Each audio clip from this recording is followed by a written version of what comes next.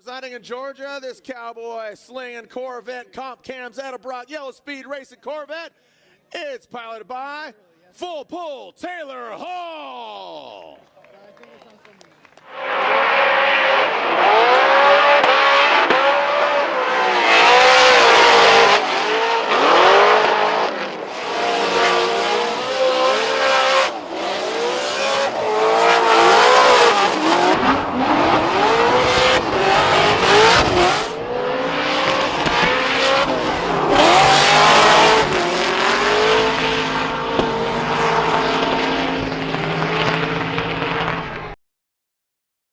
Because I know I wouldn't be able to do any better, but yeah.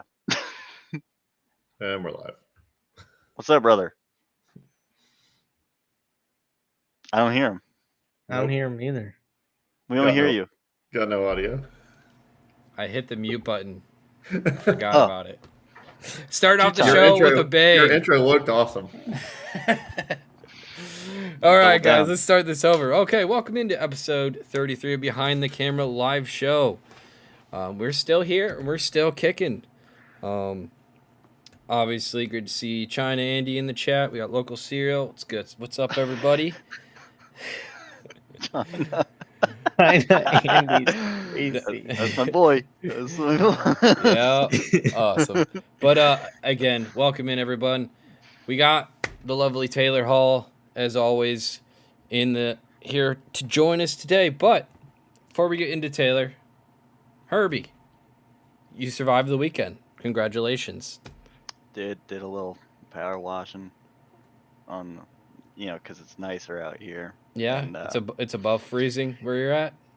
Yeah, my mom kind of volunteered me to help out this Marine that lives down the street, and I was like, I do like the guy, I'm like, what's the temperature out that day? And I looked, it was 70. I was like, all right, hell yeah, sign me up. I was like, Yeah, you can do that. Yeah, I'm like, that's not bad. I'm like, anything that said over 50, we were green light. Yeah. But Yeah. Well, I mean, hey, now we know Herbie's type is Marines. Good to know. They help us. I help them. It makes sense. Makes sense. All Makes sense, right, Brandon, you do anything more exciting this weekend? Had an event, took a sim to, it's like a Mercedes. It's like imagine a Puma store, but everything's like Mercedes. They have like cars inside of it. So like Mercedes down a sim. Took it there. Okay. Did that. So that was cool. What was the clientele like over there? People that would buy turnkey sims, we'll say. But, no, yeah, it was a lot of nice people, a lot of angry wives because their husbands were very interested in what I had to offer, and they did not video games. Oh, yeah, okay, they're my like husband's on video they games. don't want their husbands spending a few grand or more on a turnkey sim there. So I had a couple angry wives at me, but besides that, it was great. Great people. People Yeah, that worked there were cool. So New form of a Good. homewrecker. pretty much, dude. There we Like, go. buy a sim, get divorced. There we go. Let's do All it. right. And obviously we got Taylor Hall in here. But you just released some pretty big news. So you want to kind of, break it. Obviously, you want the full breakdown. Go check it out on Taylor Hall's YouTube channel. But yeah, man, it's been an interesting offseason for you, hasn't it? Yeah, it has. So, I mean, we sort of had, for anybody that doesn't know, we've just announced that I will not be returning to FD in 2025. We have made the decision to pursue other endeavors, we'll say. Like I said on my video, it's no hard feelings. It's no one specific thing. It's just, it was just time. It was just time. And we can get into it, obviously, but it's an interesting thing because you're not the only person, obviously. You got a guy like Robert Thorne who we talked to, and he's like, you know what? It's just so taxing on the team, so taxing on everything else in life. It wasn't for him to keep going, It does kind of suck though, because like for both of you, I do feel like that your program was compounding each year, and like you were just getting better and better, just dialing in the car or something. Maybe even you're dialing in the brain, just just looking better out there on the track, Yeah. Yeah, we had put a lot into it for sure. You know, we had brought Ernie and Mike on board, and Jake. Our crew was really starting to gel and jive, and had stepped up the trailer and the pit activation and all that stuff. So all that was going really well.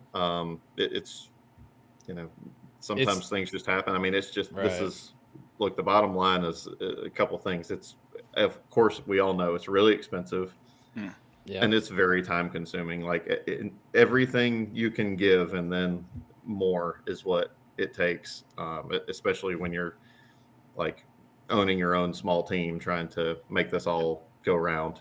100%. I mean, Yeah. and again, that was the thing. One of the things Thorne had issues with, and then obviously, but I want to talk to you about companies this winter. And I've heard this from other people before. I'm just kind of curious if like how everything has been going with like the aftermarket industry in the last like year or so, and like has it been a different message with like when you're talking to companies and stuff like that? Is there like have you kind of noticed some changes and maybe necessarily what they would want or budgetary changes and stuff like that? Have you kind of seen that at all? Sort of, but I can Yeah. I can narrow it down for you of Okay. what that change is. It's it pretty much boiled down to one thing, and that's this was an election year, Yeah. and anybody that had companies that or parts that were manufactured outside of the United States, there was all this talk of these high tariffs coming in on the parts that were manufactured outside of the United States. So there was a lot of concern or fear or whatever you want to call it from those companies that outsource these parts and products and tires. Of course, a lot of the tires that we run are not made in the United States, so that's a little bit of a challenge for everybody and a budget change for everybody of what that's going to cost each tire manufacturer to bring those over. So that's what it really boiled down to, and that is definitely or did play a factor in part of what what fed into this decision for some of the companies.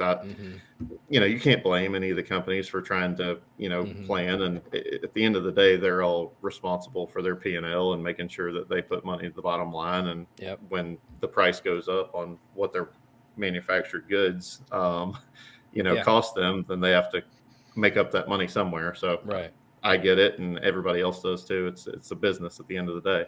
100%. No, it is interesting because obviously I work for a company in the automotive industry, and that's been a conversation for like the last month or so. It's just like, what are we gonna do? Obviously, there were tariffs on Canada and Mexico, I think, that were levied today. So it's like, okay, so instead of shipping from America, that we then ship from our other country that we get stuff from in New Zealand, and we just ship it to Canada that way, and then it becomes like a whole game, basically of like, what's the cheapest way to get our product into that country, it's like, so it's definitely a real, it's above my pay grade, let's just say that, in terms of trying to figure that all out. But it's like it is definitely something that I've seen in the off season as well, just working in the industry. So I am curious to see how it's gonna play forward in the future. But so like, obviously you work for, I would say, very obviously, they do make a lot of parts, outside of America, but I feel like they're very American companies at heart. Your Cop Cams, your Edelbrock, your stuff like that. And I've always wondered, like, what is their opinion on drifting? Yeah, those are some real like classic racing style. Yeah. So in general, and I don't want to necessarily speak for them, but they've had a good experience with us, and we've partnered with Comp and Edelbrock. At first it was Comp, and then Comp and Edelbrock merged here a few years ago. So we've been working with them since 2018, like my first full year in pro when we put the Cadillac out there. So they've been through us with a lot of struggles at the front end, and then a rise to having some success, and weathering some storms in between and all that. So in general, I think they're pretty good on drifting, but I'm very fortunate that even after I've made the announcement to to step away from FD, they are still going to be partnered with our team and our program, and they kind of believe in what our total mission is outside of just that one platform. So we've got a lot of other stuff going on there. But, with that said, there's been some other partners. I had a partner that had been with me since I started drifting in 2011, I think, or 2012, way back in the Cost Motorsports KMS days that had come with me all the way through 2021 or 2020. I guess it was 2022. And the whole deal with myself and Chelsea and Salt Lake, where we came together and I DB'd and the call didn't go our way, and our sponsor was, I think it was compounded by a few things, but was so fed up with drifting at that point they just left the sport. Wow.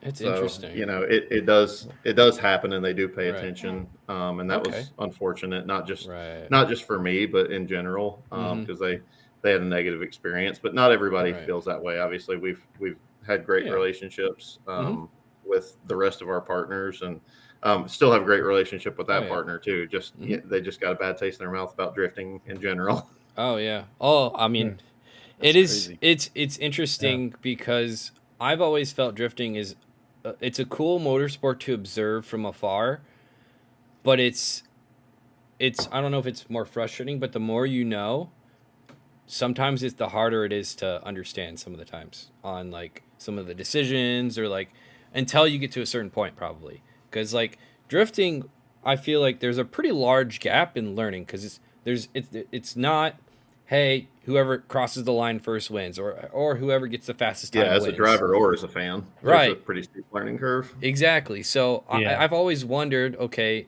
there's this really cool, interesting sport, but like, do they actually kind of like understand what the goal is? Because like, obviously in drifting, not only is it different in how you judge, or like how it's run, because it's judge sport. Judged, Also, the way that you guys are running the cars is completely different than drag racing or road racing or literally anything else. So you have to run the cars differently than you would, say, road racing. A part that says it's built for 1,000 horsepower in road racing is not going to last in a Formula D car, So it's like... Yeah, it's still probably like the most common thing I get. We've transitioned to the point with people that are into cars where when I say I do drifting, most people understand what that is now. Okay.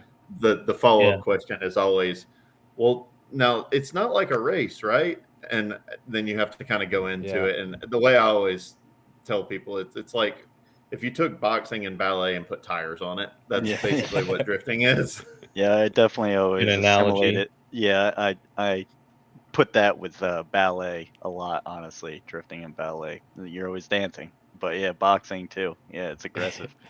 You don't really see too many ballet dancers punching each other, which would be, tire to tire contact. Yep. Yeah. Interesting. Yeah. In terms of like I'm just saying in terms of the actual. I see the one comment, budget boggers. Brandon looks miserable. Hey, it's late, budget boggers. I don't appreciate that. All right. I'm just tired, is all I am. Whoever simply sitting. Boggers. It's past his bedtime, okay? Yeah, it's past my bedtime, for fuck's sake, dude. Dude might be 14, but he's got the body of a 96-year-old. Much, dude. We all aspire to be described. Yeah, right. No. But in terms of like, your program, you are kind of branching off of drifting. Obviously, you originally were in circle track, if I'm correct, right? Yep. Yeah. So started circle track racing when I was 13. Correct. So there's a couple different ways to go about this, but like, let's just talk about your program right now. So the program right now, I saw in the video, you kind of wanted to do some different things. Not that you can divulge everything, but like, kind of what are some of the interesting projects that you think, or you were talking to sponsors like, hey, this would be kind of cool to do, as like something that would be cool to do, but wouldn't cost you an arm and a leg to do, Well, I mean, any form of motorsports is going to be expensive. I just like doing different stuff, and part of this, and we just mentioned that I grew up doing circle track racing. I did that from 2003 to like 2012 or something like that. And there was like 1 year of crossover with circle track stuff and drifting. And once I stepped away from that, I kind of like washed my hands of it, and that was it. And I went full bore into drifting and have done that almost exclusively for the last 10 years or 12 years or whatever it's been. It feels like a really long time. And I kind of got to the point with drifting, and that's some of what led to the decision where I had gotten with circle track racing, where it had just gotten kind of stagnant. And man,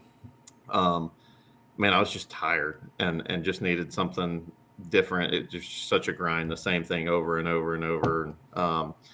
I had definitely gotten the itch to do some more circle track racing. That's kind of my my bread and butter. And I was talking with my wife one day, and it was like, and this is no disrespect to any drifters, but like when I think about my heroes in motorsports, as much as I admire,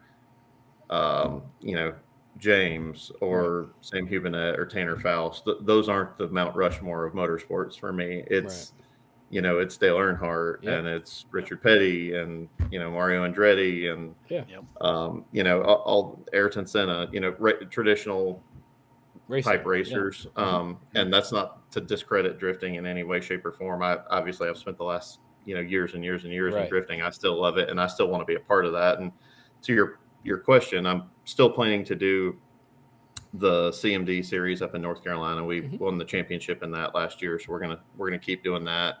The clutch kickers thing, I hope that happens. Exactly. That's a series I was like, man, it would be so cool, but there's a lot that has to go right there. There's some challenges with where it is and whatnot, and I know that there was some dates set and then all the dates move, so I'm fingers crossed that all comes to fruition. We partnered back up with Kenda to do kind of the rest of our stuff at more of a grassroots level, whether it's clutch kickers or CMD or LS Fest or Grid Life or whatever. We're going to plan to do a lot of that different stuff and still be around drifting. I still love drifting, but I'm pretty deep into the cannonball community. I don't know how much y'all know about that stuff, but I've really enjoyed that. I say cool. Whether it's drifting or circle track racing or whatever, cannonball and the group of people with that is my favorite form of motorsports. And it's not even a sanctioned thing. It's just a bunch of, people from every walk of life you can possibly imagine, every income bracket, every race, religion, whatever. And that is like the most true melting pot of people that I've ever seen, that nobody judges anybody and everybody gets along and everybody wants to help everybody. It's kind of like, to me, it's what drifting was like at its inception, and it's shifted a little bit in the last decade or so. But it's really, really cool. That's cool. Yeah. So before we start getting, you can go, bud.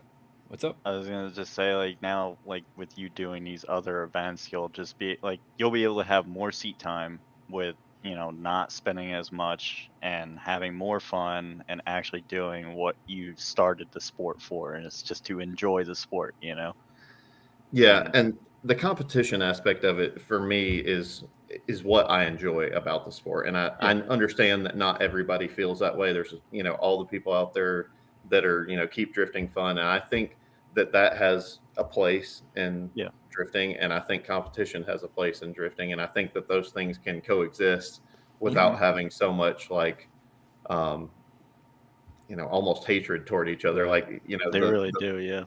The people that love competition, don't understand the fun aspect of it so much, and really the people that on the fun, keeping the fun part, don't appreciate the competition aspect of it. And for me, the competition piece is what makes it fun. And I think that's,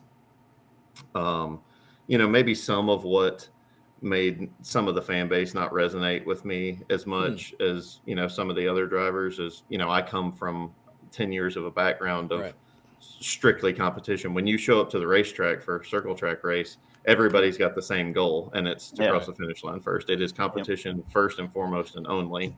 and that's not the case with drifting. When, especially for most people when they're starting out, and most people ever that are in drifting, they don't experience the competition aspect, so they don't ever go through that mindset of what that feels like. And I think that was a little bit of a challenge, right? Maybe a little bit with some of the fan base of my approach towards that. Yeah, well, it's interesting because drifting is very unique in the culture that it is in itself.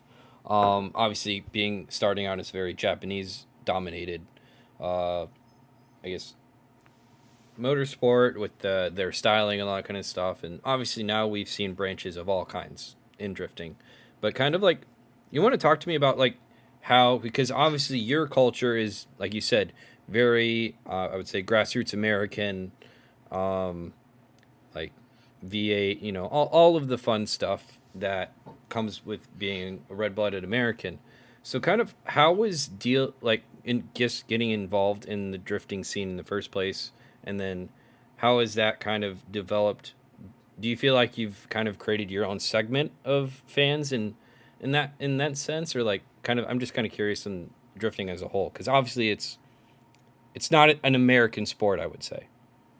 Yeah, it definitely didn't start that way. I think when you look at FD or American drifting, maybe in general, you can clearly, when you watch that, you can tell a difference. Just if you just turned on the TV and watched a round of Formula Drift with no commentating, and if you turned on, a round of FD Japan or any of the stuff over there with no commentating, you could tell a clear difference in the driving style and the cars and everything else. So I think we've kind of already created our own brand of what drifting is outside of the series, just kind of what American drifting looks like versus anywhere else. And I think that's cool. But I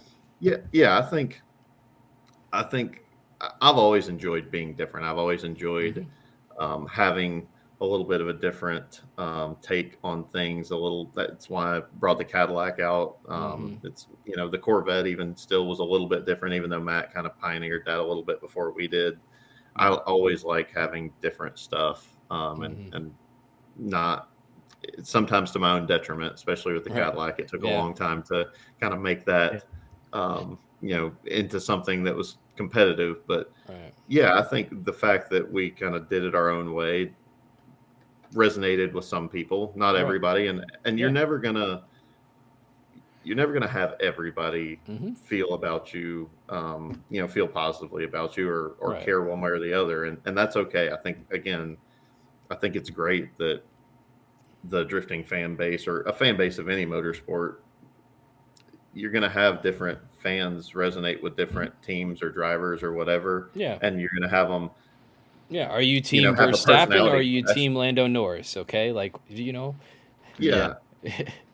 Yeah, and it's the same with all of us, and there's a place for all of that, and I think that it's cool that the fan base is passionate, and that they cheer for who they love and they boo for who they hate, and that's fine. Right. Yeah, I definitely think that's become a bit more like predominant over, like you said, over these past like 10 years. Like people are actually starting to have like their favorites and things like that, and turn it more into like a real motorsport in a way. Yeah. I think it's good for the sport. Yeah. Yeah. I wish that, now as a fan of Formula Drift, as opposed to a driver, but even when I was driving, the way that I wish we had like a little bit more polarizing type rivalries and stuff like that. And the way, I think it's just the nature of how we decide a winner, in the sense of it's somebody else deciding it as opposed to us necessarily deciding it. Actual evidence. But I think rivalries are what make motorsport interesting a lot of the times, and what keeps people coming back week over week, or year over year, when you have like the chance of whether it's Hamilton and Verstappen, or whatever the case. Bell this past weekend, like you go back a year ago, and it was like they were at each other's throat. It's like, what's gonna happen? And it was a totally different scenario this year, but it had the people wondering what was Kurt Busch gonna say. But like my mind immediately goes back to like JTP and Tyler McQuarrie at Seattle, several years back when they're tire hopping each other and bouncing off the wall, and JTP and Von Gittin, doing the same kind of thing. And man, that was like must see drifting. The next time they go up against each other, it's just going to be like no holes barred. It's going to be a barn burner, and they're going to dial it up that one extra notch to 11. Yeah. No, you're right. And it's tough because I do feel like drifting, not that there's not a competitive spirit in people, but I feel like it's also difficult because drifting at its core is a motorsport where you need the other guy at the end of the day. Sure. And that's a challenge because it's not like, I mean, you can play games, but like playing games also hurts you. Yep. And it's like it's a challenge because you have to be that guy that's nice enough to obviously put down a 100-point lead run. But then you also have to be the guy that's, also when you're chasing, you can't just put the guy into a wall, So it's like, yeah, and that's the difference in traditional forms of racing and this, because as long as the judges get it right, and most of the time they do, like there are times when certainly I've been frustrated and obviously don't see their side and all that type of thing, but most of the time they get it right. And to your point there, like if I were to go out there and just run offline and run somebody into the wall, they're going to get the win there because I made a mistake and put them in the wall, as opposed to most forms of motorsports. If I go out there and hit you and put you in the wall, I got your spot. You might have to deal with it after the race, but you got that spot. Yeah, and we have a little bit of a lack of that drama in drifting, where I wish there was some way to have that element there, and it's very rare. There's I think of sometimes like Osbo and Matt at Long Beach a couple years ago, or again JCP and McQuarrie, but like those are very few and far between moments where you have conflict. No, and you're right, it's tough because like the actual live streams don't highlight your guys' faces much. The only time is actually during top 16 intros. Other than that, we don't really see you guys unless you guys do an interview, which is always pretty controlled in that side. But like the stuff that people want is like Chelsea Denofa yelling at Stuckey's team because he was upset at like the Robbins thing, that was during practice. Like, if they could implement like radios like NASCAR does or any other motorsport does, like, obviously like during your run, I know that there's some spotters out there that just yap the whole run, the whole 20 seconds. Man, I would be the first one to sign up if they would make the spotter channels public. And that, you talk about creating conflict, that would do it. Yeah, that would fire it up right there. And I think that they should genuinely. I think there is like a lot of conflict, but like drifting itself is such like a nice person sport, and everyone's nice to each other. Yeah, it wouldn't be then. Like, FD teams I'm a part of, it's like we talk shit about people, and there's definitely like, not grudges, but shit is said to people, but it's all just kept behind the scenes. Yeah, there's like, a lot of shit talking on the radio for sure. Like, especially if you recorded the stuff like in practice, like, oh, I don't want to go against this guy. He's looked like shit all weekend. But like, he might stuff me in the fence or something. So, I mean, there's a ton of that would make for some interesting pit conversations after that was aired. For sure. After you get a little, wheel rub from somebody, you end up in a wall, and it's just your comms over it, like, this fucking retard. I'd be canceled for some of the stuff I've said on radio. Oh, I would be too, for sure.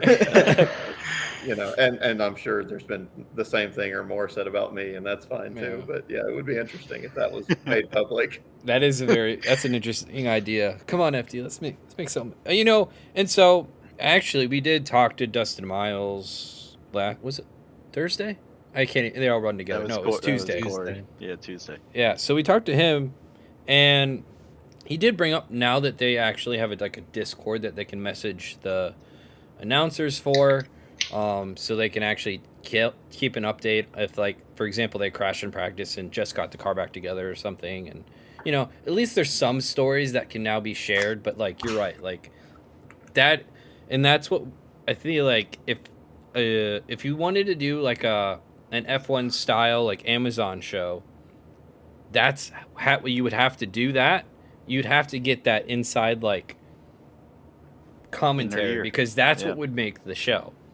Yeah, You it'd know? be They need uncomfortable that for a in little FD. while everybody adjusted to that, but man, it would make for gold for Yeah. Yeah, I mean, you know, NASCAR had their thing on HBO. Was this their first time last Yep. weekend? Yeah, their Yeah. first Yeah. time where you can go and sit into, you know, I don't think it was all the drivers, but 30 of them or something. It was a lot, Yeah. but you know, you could just, it's like, oh, I like, you know, Allmendinger to win. I'm gonna go sit in his car and just listen to what they're saying, what his team's saying, and it's like, wow, that's sick. Obviously, I'm not expecting FD to do that, but like, they have the power to have that capability of camera and audio in each one of the cars. If we could just get the audio, that's all. That's, Yeah. you know, and I in think car, and FD definitely needs that, you know. yeah, the Like audio a- would be more important than the camera for sure. Yeah. yeah. I mean, you know, like down the road, like, you know, them being sponsored by GoPro and having this, like, if they could have a capability where each driver has a specific spot where they set their camera, the same exact spot, they can like play it back, like while there's like a bad call or something, and it's like, I'd rather see that and hear what people are saying than like the same 20 advertisements every 2 minutes. like, and I get it, like they gotta make the bucks, but like, hey, another way to make the bucks is to bring the people in and actually want them to care about the sport, so you don't run that many advertisements. Yeah, and even make like a little, like, I don't know, like $10 a month or something, or like per round, like what F1 TV does. Yep. Because I think FD definitely does need like a Drive to Survive type of show. Because holy shit, MX5 Cup I has was just one gonna now. say, FD doesn't have one. It's like the pinnacle of drifting doesn't have like a reality or docu-series or whatever you want to call it, but MX5 Cup is. And no hate on those guys, like great racing there. it's just Yeah. funny that they're Not the spec me out pinnacle as of racing, you know? Yep. Mhm. Yeah. No, I mean, I'm hoping for something to happen in the future. I mean, I am surprised like a Red Bull doesn't do it for Draft Masters too. Like, there's no, like, I'm really surprised that's not something they do, because their live streams are top notch. But it's like, I think they have the cameras. I don't think they have the audio. right. It's But still, the whole thing's still so young. I mean, It is. in relative true. terms. I mean, it's still very much in its infancy. So I hope to see it continue to grow, and yeah. you know, more manufacturers get involved, and more partners not automotive related get involved. I think that's when you'll really see that kind of thing start to take root and go to the next level. Yeah. Absolutely. 100%. All right, Yeah, I so mean, let's. what was it, 23 years ago they started? Right now it's like Something their like that, yeah. 23rd. So like, you know, their inception in 2004 or whatever year it was, you know, technology wasn't great. You know, their funding wasn't great. They were on G4 TV, but like now they're building their brand while also technology is growing. It's like, all right, well, what do we want to spend our money on this year? It's like, shit, man. It's like we're falling behind. But in reality, like you said, in relative terms, like 20 years is not a long time for like a professional sport to be around. Like it is very young. So 100%. All right. I'm pulling it up right now. I gotta ask about this thing. And so just give me a second so I can switch it to what you guys are looking at. don't mute yourself. Yeah, you know what? I just might, you know. All right. You guys see that? Yep. What was the idea behind this thing? Because you know, when I think of drifting, probably the last thing I ever thought of drifting would be Cadillac. Maybe Buick, but like you know, so like take me through the idea of like, you know what? We're going to drift a Cadillac. And where did that all start? So I knew I was going to build a new car at the end of actually it was before the end. It was almost towards the beginning of the 2017 season. So I started looking. That was right when I had started running pro, and I only ran like 4 rounds of pro or 3 rounds of pro or something like that year. So I knew I wanted to do something new. So when you build a new pro level drift car, all the parts and pieces for the most part are the parts and pieces that everybody has to run. I mean, and when I say that, I mean like a boosted V8 engine, and that's going to fit in damn near anything at this point. Yep. You're going to run a quick change. You're going to run probably drive shaft shop axles, or you know, now maybe wise fab axles or whatever, but like an aggressive new type of you know, drivetrain, and you're going to put a fuel cell in it, and you're going to put an angle kit on it, and all these things. And the price for all those things is all pretty much the same. Like to put a winner's quick change in a Cadillac is no different than it is to put it in, you know, an S chassis or an FRS or a Mustang or anything else. So, and an LS that's supercharged, you know, it's no different to put it in a Cadillac than it is anything else. So basically your only difference is the cost of the starting platform.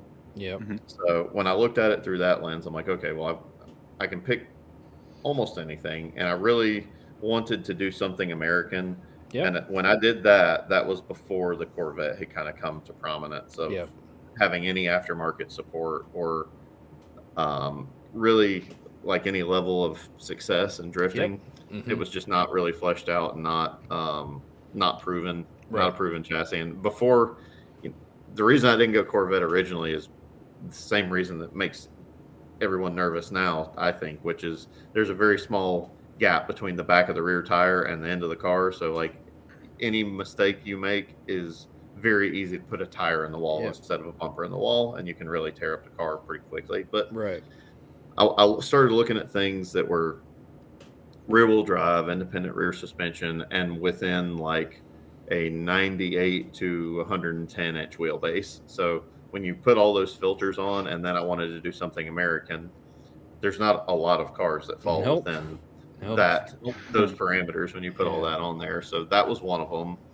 And I went to a dealership and like started taking measurements and everything. And then I just found a car that had been hit in the front and the side, just not very hard, or the front and the back, just not very hard.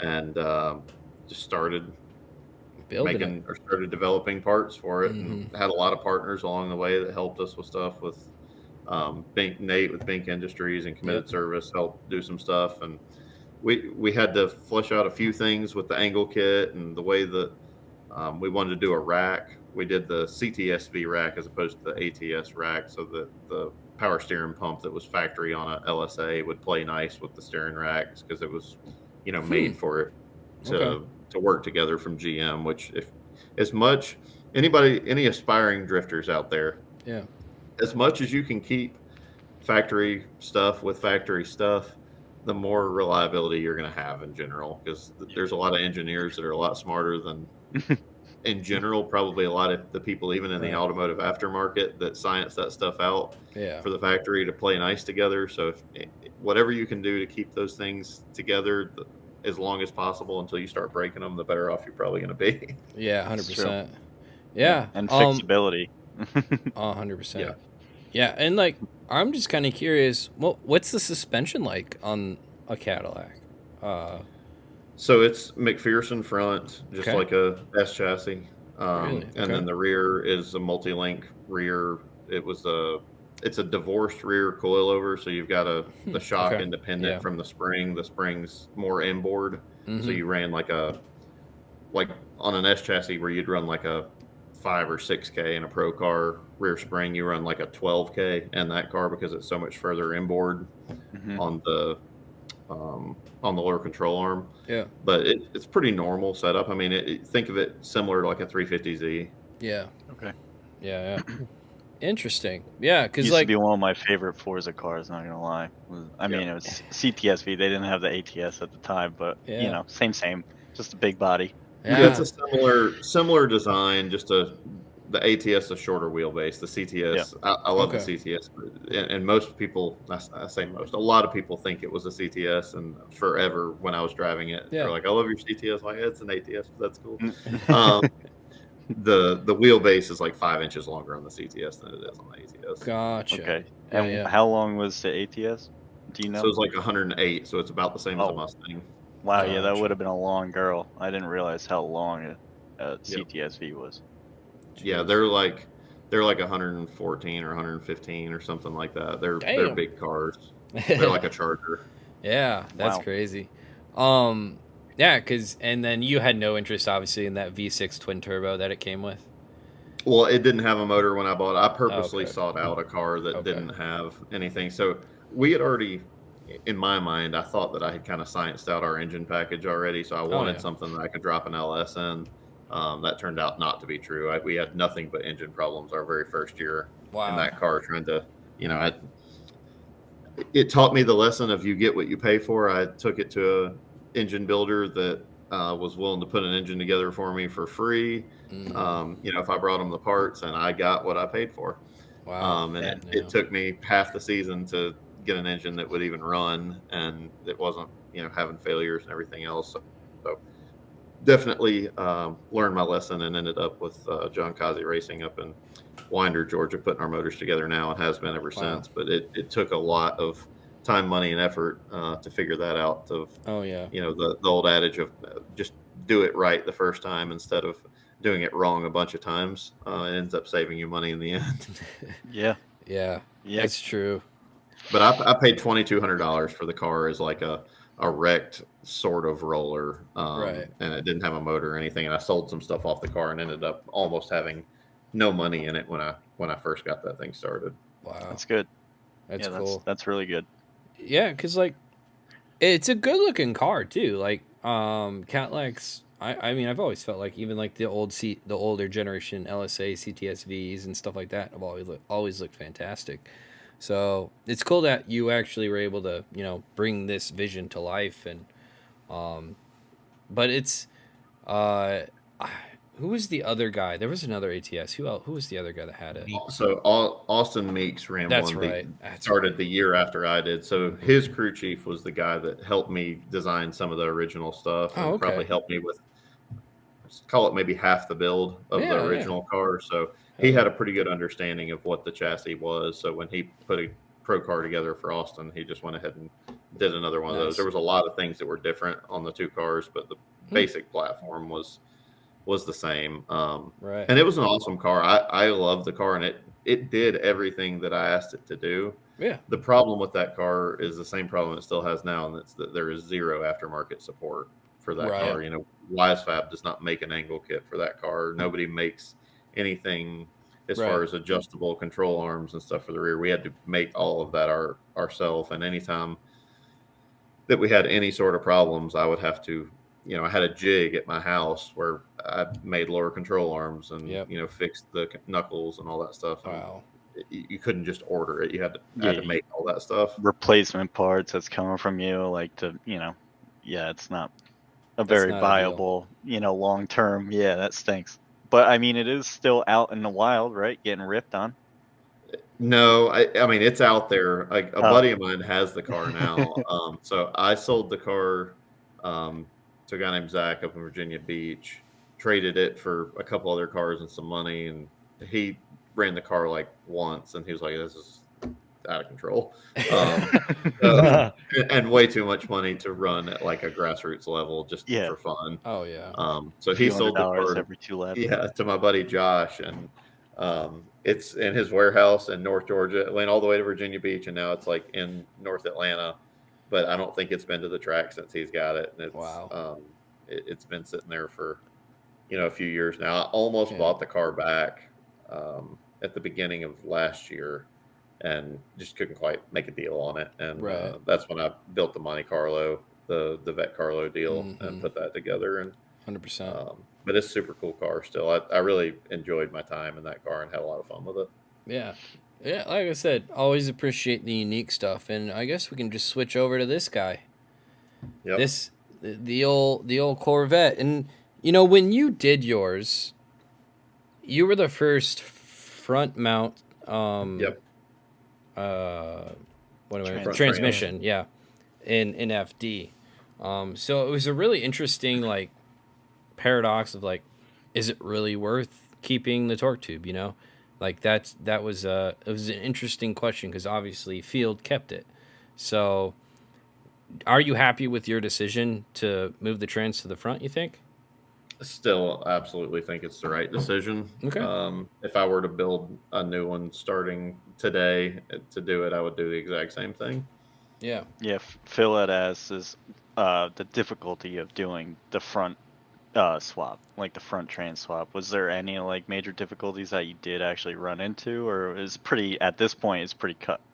It's not. Dry. Yeah. I would say it might even be easier than doing it in a 240. I don't know why Wow. nobody did it before I did it, but like I think we were the first one to do it. Period. Yeah. There was a few that once we started doing it, and they were like, "Oh, this is a thing. This can happen." Started doing it, almost immediately, and there's a bunch of them out there now. But yeah, it was not hard at all in relative terms if you've got some fabrication skill and can. Mine's got I've always had a side loader transmission that's got the linkage off to the left side of the trans as opposed to the top loader like a GSR. I've got a G101A, like an old school. It's got like the couple of things on the side. You're saying, yeah, it's got three pieces of shifter linkage. Mine's 2005 transmission out of one of Tony Stewart's old Cup cars, and I've run the same G-force transmission since I started in Pro-Am that's still in the car today. Damn! Wow! Is that like really one of the blue colored casing ones or whatever? I have had one of those. That was a DEI trans. All right. But no, mine's like just the bare magnesium color, whatever. Dark gray or black or whatever. But it's just been an awesome trans. I'm not sponsored by G-Force or anything, but I mean, man, what an awesome product. I put a third gear in it once, and I put Rick sent me some stuff and rebuilt a couple of dog rings this past year, and that is all I've done to the trans in 12 years. Just normal stuff. Which is honestly almost not normal with how little maintenance that you've had to do. Yeah. I mean that is. You're cool, nice to them; they'll last. Yeah. I mean that can't be said for much else in a drift car, though. Let's be honest here. So if you did have an option, would you ever try to use a sequential? I mean, they don't like that doesn't really do anything for me. I mean, I'm also not a professional driver, but in my head, the just a regular H pattern has always just been better to me. If money's no object, for sure. I mean, it's just the fact of you almost can't miss a shift with a sequential. True. I mean, you just cannot screw it up. And I think in my whole career of drifting, I think I did it twice. I mean, between practice and comp and everything, but like it does happen where you go, second to first instead of second to third or something. I think is what I did. Both times I had it happen, and however many thousands of shifts that I did, it happened 2 times. I can remember one time in Texas and Pro 2 at the time, and Farouk like just absolutely ass packed me on run up in Texas, and thought that I brake checked him, and I'm like, no man, I put it in first. and then one time in practice, and whoever was behind me that time got out of the way. But there's that advantage. But like the way I looked at it, I could buy like 3 side loader transmissions for the cost of 1 sequential, and anything you have in drifting, you have to have a spare of, because you're not near anything, and you can't like just go buy something at AutoZone or whatever. Like you've got to have a spare, and a spare of a $5,000 transmission is a lot easier to stomach than a spare of a $20,000 transmission. For sure. Yep. Yeah. 100%. No, you're right. But hey, so kind of what was the development like on the Corvette then? Because obviously it had been out there, but it still was relatively like unproven, when you got into it. Yeah, it was. So Matt helped me with a few initial questions that I had on just like some cage work and stuff like that, because I built my own cage in the car. Yeah. There was, cage kits didn't exist then when I was, putting that together. So just getting some understanding of how that stuff went together. But I started with the radiator in the front, and then throughout time, when Ernie came on board, he was like, we got to like re-engineer this whole car. So that was between 23 and 24. So like the car got a complete makeover before last year. Yeah. And got way, way better. We lost like 200 pounds in the car and put the radiator in the back. And Yeah. I was convinced that it was going to be fine in the front. And it was fine. But, you know, there was more performance to be gained with having it in the back that I didn't even realize that I was, I guess, lying to myself about.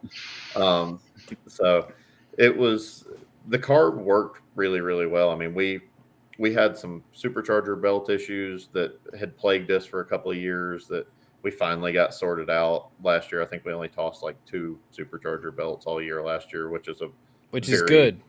Yeah, that's pretty. I can stomach 2 belts in a year for sure. That was we were doing like 2 or 3 belts an event sometimes before that. So yeah, the car was and is pretty well sorted. It's you know, it took a lot. We worked with WiseFab to develop some stuff on the front end. We worked with Yellow Speed developing coilovers, and that's cool. you know, we were the first Corvette that had WiseFab on it. Or at least the first one in the States. So that was neat to help them do that and science it out. And we what's a process like that go through? Like how does that conversation start, and where does it go? So that was one of the first times that I've had a partner approach me about something as opposed to the other way around. So when I put it out that I was building, you know, the first front engine Corvette, I got a message, you know, from them asking if we were interested in partnering together on their new design. And we worked through that and made a couple changes, just off some feedback on initial testing and through that first season of FD. And then they went live with the kit there after that, and still have made a few updates. But yeah, that was a cool thing to be a part of on its inception for sure. Interesting. Yeah. Cause like, what's kind of, do they just send you prototypes and you go test it and you're like, you know what, change this, or like, kind of like, how does that process work? It's exactly like that. Other than they have a lot of really smart people that work there, and there really were pretty minimal changes that were needed. We added a couple gussets in a couple places and changed the way that like a few little design elements in the knuckle, I think. But for the most part, like what the original deal was is what it is now. And then we did the same thing with the rear kit too. So that ended up being really cool as well. I would definitely suck at that, of telling them what I'm feeling. I would just, the entire time, if the actual product was not good, I would say, man, I suck today. I suffer from that really bad in general, myself as well. Like I am always very hesitant to change the car. I almost always naturally assume that it's me that's making a mistake and not anything that I can do different or better with the car. So still today, I still, you know, that's a piece of development that I still need to continue to work on with myself. Yeah. 100%. Hey, I mean, but I think in the long run, it ultimately, like, you might be like hindering your ability to like grow better as a driver, but at the same time, you're wheeling through the problems that now, like, you're just figuring it out, like, on your own terms, rather than, you know, having this perfect car that's just almost going to drive for you. You got to drive it a little bit harder, and you learn a little bit more about like your actual skill level. And then like all of a sudden it's like, hey, we should change this, and it drives way better. And you're like, holy shit, this is easy. Yeah, that's pretty much exactly what happened when, you know, for last year when we, you know, rebuilt the car from the ground up, basically. You know, but yeah, like if there's ever got to be a pass made and it's like I can only give you 3 tires, it's like, all right, well, we're gonna do the best we can with 3, and I'm still gonna send it. Yeah, exactly. Yeah, I mean, how many years did you run the Corvette? 3, 22, 3, and 4. That's what I thought. Yeah. Well, so let's just dive into your FD career a little bit. Do you have a highlight of like what was probably your favorite moment in FD? If you had a moment to think on. There was a few. Beating Dye in his last round in 2020 at Irwindale to finish my season off in the top 10 in points was definitely a high point. Yeah. And then my other 2 both ended up in losses, but they were still like awesome moments. Yeah. One was battling Odie at Lake Erie in 2021, I think. Oh in wow, top I remember 16. that place. That was a really, really wild battle with a lot of contact, and Yeah. that was the boxing part, not the ballet part. Yeah. And so that was a highlight for me for sure. We went 3 more times, and they ended up beating me. My car was like Wow. 250 degrees on the last one more time. um, we just didn't cool very well. Yeah. And then the last one is the battle last year with Connor in Orlando. Oh, yeah. Kind of the Yeah. same thing. We were no holes barred, banging doors and all Yeah. that kind of stuff. It was a riot, and Orlando lends itself to some really great battles like that for sure. 100%. That definitely that was certainly a moment. I mean, he's just Connor Shanahan just doing his regular old action, but like you pull up to the line and you definitely didn't let him just Connor Shanahan. You just easy and free. you fought for it, and it was an awesome battle actually. Like genuinely, I'm sad that Nate had to actually miss that event last year, because when I came back, I hate Orlando. And that event had me in like happy tears so many times of like, wow, I fucking love drifting.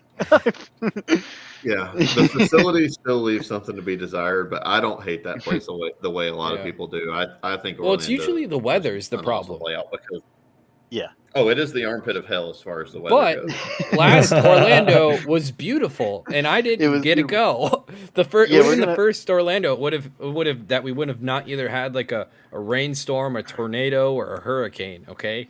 I feel like we're every gonna time have I to go, ask you to sit that out again this year, buddy. So Orlando is awful. I wrecked a car in Pro 2 in 2016 there, put a Yeah. head on the wall at the end of the bank, and wow. we were about 2 hours into fixing that thing, and I looked over and the jack stands had sunk like 3 inches into the asphalt because it was like 110 degrees out there. I was just like, I might die. I might actually die right here.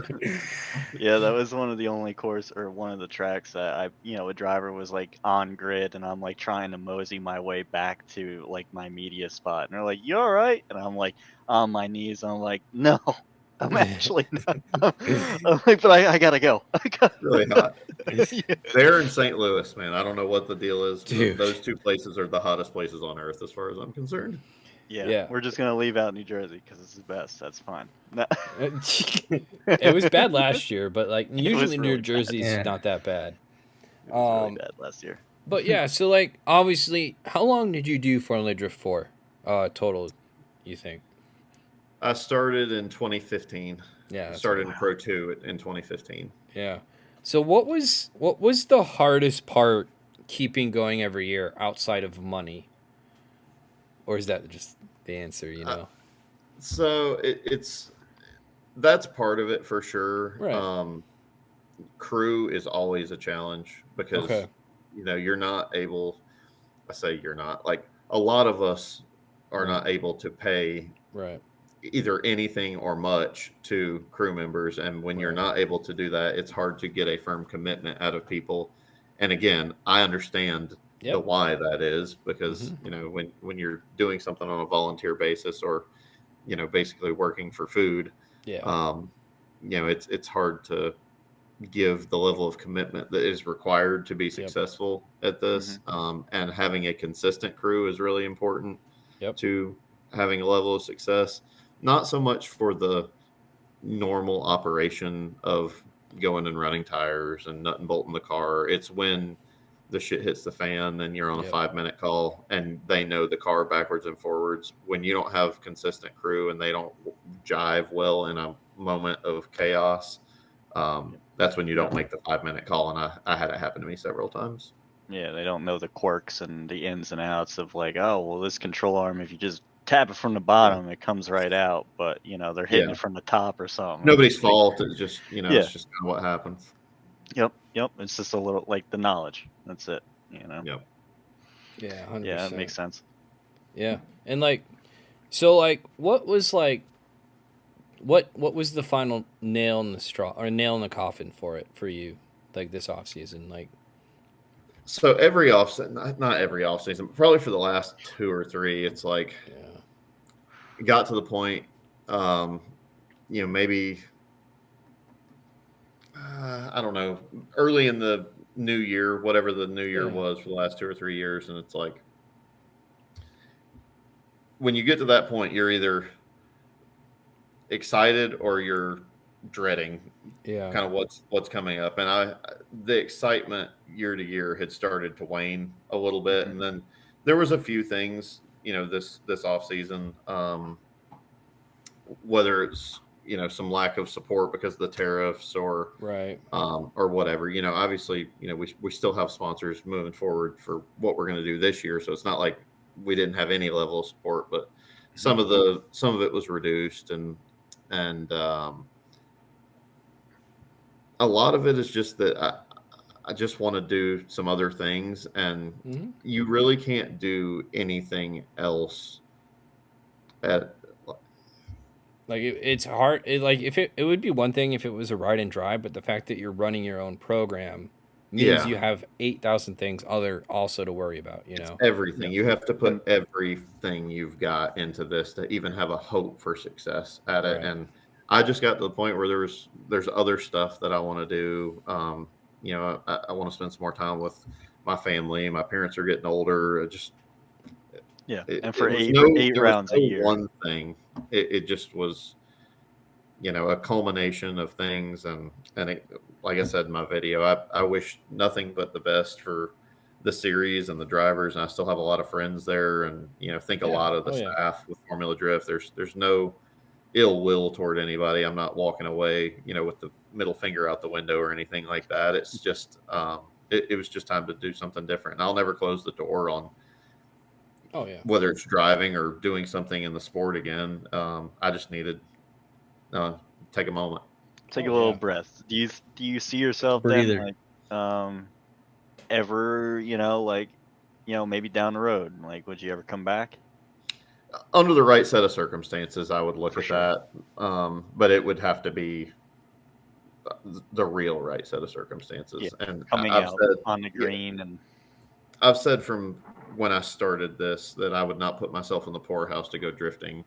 And it's really gone beyond that now. It's if I can't put a program out there that I feel is capable of competing at the highest level, then I'm not going to do it. And I always felt, whether I was right or wrong, in some years looking back, I was more wrong than right. But I always felt that we were going out there with a chance to compete, and as long as I still felt that way, I would still continue to do it. But I'm not ever interested in just being out there being also ran field yeah, filler kind of person, and yeah, just for the just sake of being Yeah. there. I'm not into that. yep, yeah. I mean, like you're making these, huge development changes during the off season, and it's like, all right, well, the other 30 or 40 dudes are doing the same thing, so like, yeah, you're going into it, and like, it's like, man, this shit is top tier, and then you go, and it's like, damn, man, like, where the hell did they get that money? Where'd they get that? It's like, this sucks. Like, Yeah, I and you're thought up I was against, onto something. factory back teams with Ford and Toyota, and Yep. people that do this for their full time job. All they do is try and develop and innovate on these cars. And Yep. Yep. the good thing is with drifting, the driver probably has more input in the success or failure of that run than in any other form of motorsports. Right. True. But it is still something to overcome when you have millions of dollars going into Yep. a program versus thousands of dollars going into a program. Yeah. Right. So like, what Yeah. is like your day to day? Like, I know like you just said like this isn't like your full time job, like say like Turk or Forsberg, RTR, all that stuff. But like, so what do you do to make this actually happen? So I have a normal job in construction rental equipment, and then I also do everything as far as like side stuff. I've had a drift school for the last several years, um, teaching people how to Yep. drift over at Mid Pond in Alabama. That's been cool. We've got a car storage facility where it's like a DIY shop Yep. in Okay. South Atlanta where people can store their cars and work on them. I've flipped I don't know how many cars, just buying and selling stuff, just Yeah. anything you can do to make a dollar, to make it all Yeah. happen. Anything I saw an opportunity to make some money in, that's what I did, and was different year to year, but flipped a lot of S14s and Nice. built a lot of cars, some Chargers and Superbirds and all types of old stuff. But Nice. yeah, Well, whatever it yeah. took.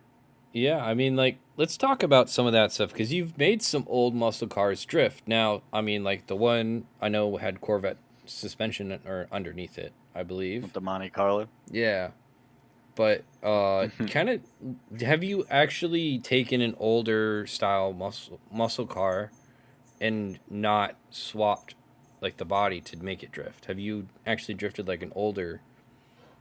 Yeah, so I car? started. I put a '74 Duster together. I call it Stonewall. It's like a Okay. homage to General Lee, my own kind of version of that, because that's what got me into cars. Being 5 years old, watching Dukes of Hazzard reruns on TNN. So yeah, I had a Duster that I started kind of with stock suspension, but then they just don't do well. They're just not for that at all. So I ended up Right. swapping S chassis suspension up under that. Like it was still that chassis. Yeah. I just put an S chassis subframe under the front and the rear, and I ran it like Okay. that for a while. That's cool. So that was pretty cool. And then, more recently, I got what I call Vet Carlo. It was a C6 Corvette that I pulled the whole body off of and got a bunch of fiberglass Monte Carlo body panels and made it look like an old NASCAR Cup car from the '80s. So Oh yeah, that was pretty cool. And working on doing some things with that now again. hell yeah. Nice. So like, when you're building these cars, like, what are you trying to like do? Like, are you just trying to make it? How do I ask this question? Like when you take in, like, for example, the Monte Carlo, that you're just literally just swapping bodies over. So I guess it's a bad question. I guess going back to your previous, the Duster. Sorry, this is a better one. Like, what are you trying to do to the car to actually make it drift? Like what are the changes that you end up making that actually end up helping it? So I mean, it's essentially the same thing that you'd do to any like normal drift car. Right. It's a welded diff, it's a handbrake, it's angle kit, and it's adjustable suspension and coilovers and all that stuff. But yeah, I mean, I'm literally cutting up the frame rails and welding in, shock towers and it's a heavy fab type situation to do something like that to an old car, especially because they're Right. obviously not designed to do any of that. Right. Well, I'm pretty sure they're like super heavy if I remember correctly and stuff like that, but I guess it depends if you take everything out. If you take everything out, they're really not heavier than the new stuff. Okay. Yeah. My Duster was like 3,100 pounds. Oh, that's perfect. With me. Hell yeah. That's not bad at all. That's not bad. Holy cow. And that's Yeah. metal panels and everything. Yeah, wow. Yeah. When you take everything out, I mean, there's actually, when you get a new car, like old cars didn't have like multi-layered frame rails and multi-layered, B-posts and stuff like the new cars do. So like they're bigger, there's more metal there, but they're not multi-layered. So that's why it kind of ends up netting out. About But the same. the doors were stupid heavy in those cars, and like all the interior stuff was all stupid heavy. So when you pull all that out and gut it, then it's not too bad. Oh yeah. Yeah, I saw last year I went to an East 10 event. One dude was out there. I'm pretty sure it was an actual Monte Carlo, and he drove it because he's like, well, I take this on the dirt track, and why can't I just do it on the asphalt? And he's like, I just cut some knuckles and threw these babies on there. And I think I saw that car at CMD like later that year, and it was a dirt track. I think it was a Nova, the one I saw. It might have been a different car, but it was an old dirt track Nova. But it had a lot of modifications to it to run dirt back in the 70s or whatever. But he made it work. Yeah. Yeah. It was, as soon as I pulled up, I saw that. I was like, holy shit, dude. I'm like, good luck. He got out of the car. I was like, you're a good old boy. Yeah. Yeah. Like, I mean, you're we're just seeing, Seen that thing too. Pretty cool. I mean, we're seeing more and more of that kind of stuff pop up. It's been pretty fun seeing some of the interesting builds people do. But speaking of circle track, though, obviously you came from that background. I would love to hear just a quick compare and contrast between drifting and circle track. Kind of like, what were some of the biggest differences, and then were there any like surprising similarities? Like The biggest difference is, and I touched on it earlier. When you go to a circle track race, everybody's there for the same reason, and that is to win the race, and to win the competition. And that is not true at most drift events you go to. If you go to Pro-Am or if you go to FD, that's true. But if you go to an average Friday night at Lanier, like what we have, most of the people aren't there trying to hone their skills to be able to go and try and compete at any level, much less FD. So there's a big disparity in what the goals are in drifting versus in circle track racing. Right. There's probably gonna piss some people off with this. There's a extreme difference in understanding and knowledge of what is going in to make the cars do what they need to do, and like the engineering aspect of it is such a higher level in circle track racing. It is. Well, yeah, because you're playing with hundredths of a second, sometimes like everybody's like you're just doing the same thing over and over again, whereas you have 20 seconds in FD to make that pass, and like you're in a vet, you got the RX-8 behind you. It's like there's not much similarities there. Well, it's not even and that. Especially it's these days with the next gen NASCAR cars. I don't know how in depth we go into that, but it's like the parts are sanctioned by NASCAR now, and it's like it's just everything now is based off of setup, not so much anything else. Like in drifting, like as Herbie was saying, it'd be like a Vet and S14, two completely different cars, and in NASCAR, it's as close to like the same car that you can pretty much get. Yeah, you got stickers on the headlights. Yeah.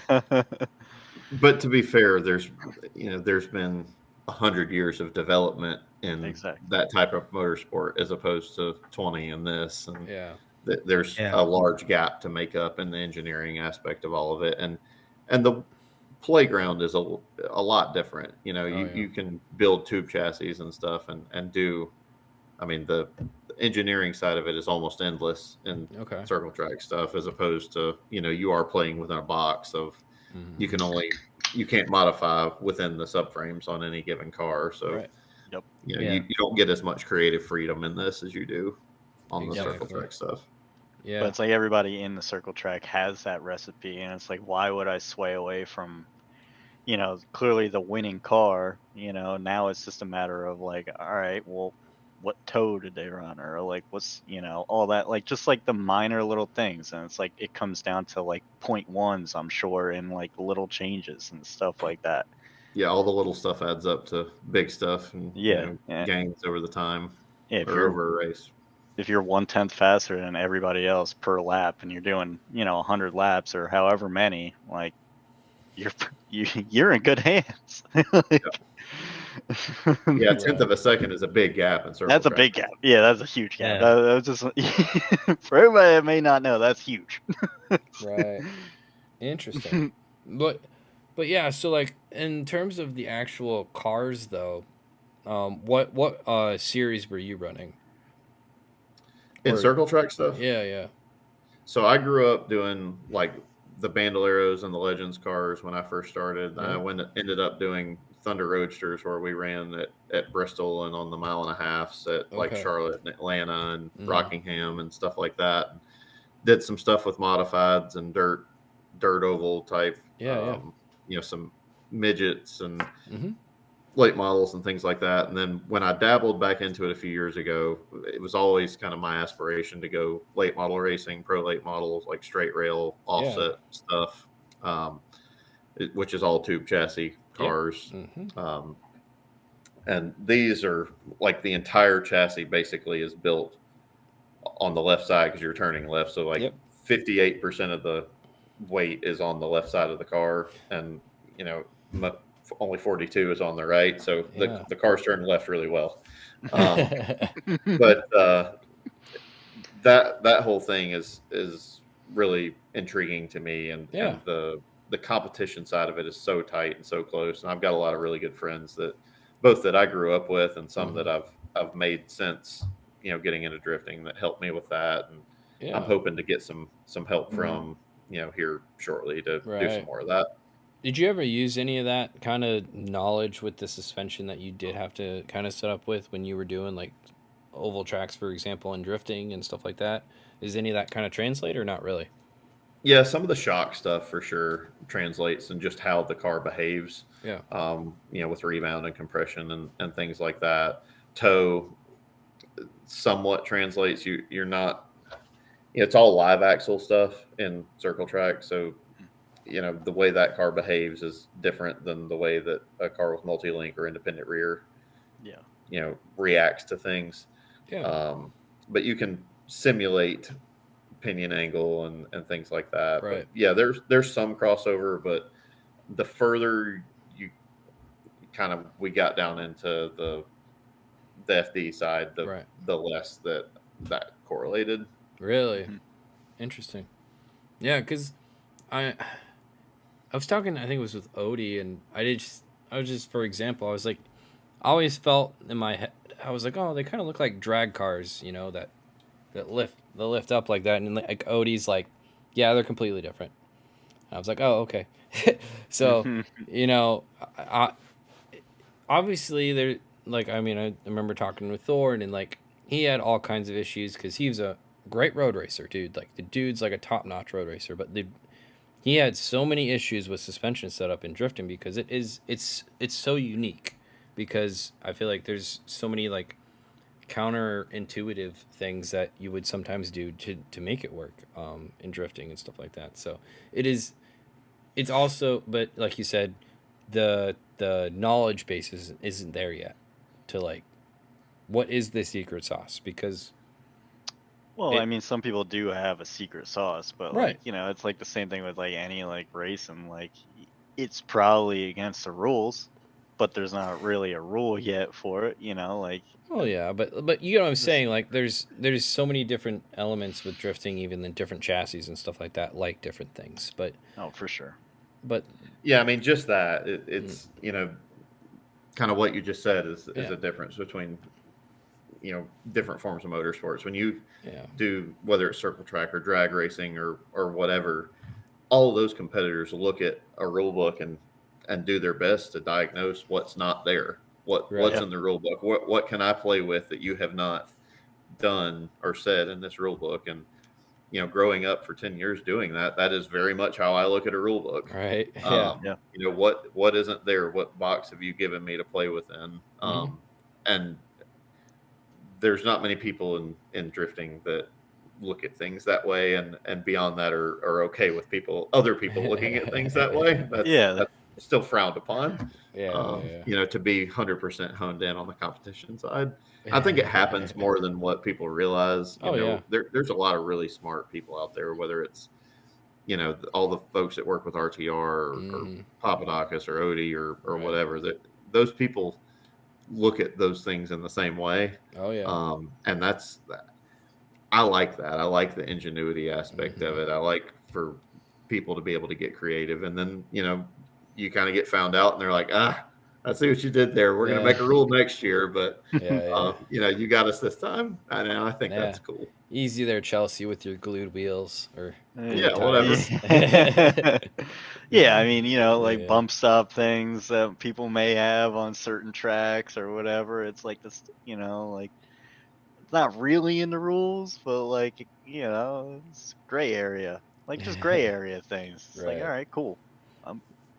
And I like that. Honestly, I do like that aspect, and I think it's another thing that will just bring the motorsport closer to that upper level, of people just taking that rule book, like you said, and finding the things that they didn't quite mention as clear as they probably should have, and then, running with it. Yeah, it gives the teams an opportunity to shine, whether it's sometimes it might be a driver that is the team owner that's the really smart person in the room, like that with Odie or somebody like that. And sometimes it might be, the crew chief that somebody got or developed or whatever that comes up with these great ideas and develops a competitive advantage. But I think it gives them, kind of their moment in the sun. 100%. Yeah, it's pretty fun. I mean, seeing some of that stuff. So 100%. Let me hit some of the comments here in the chat just because I don't want to forget everyone that's hanging out with us again. Thank you for everyone hanging out. Celine Drift says, "Man, I'm sad to see Hall retire from FD for now. I got the opportunity to meet him and want to say thank you for being so nice. Can't wait for more drift content from him." Thanks for the comment, Celine. Let's see. Yeah, thank you very much for that. That was very kind, and we'll definitely be doing a bunch of stuff on YouTube, and we'll be posting up what our schedule is before we do it, so everybody can tune in on the live streams. I think pretty much everything we're going to do this year will have some version of a live stream. So thank you for the comment, and we'll keep following along with us. We're going to keep doing other stuff. Yeah. Could you possibly say, do you have an event already planned out for Circle Track this year? Yeah, we do. Yeah, we've got, so I'm still going to kind of make some reveal posts and stuff, but dude.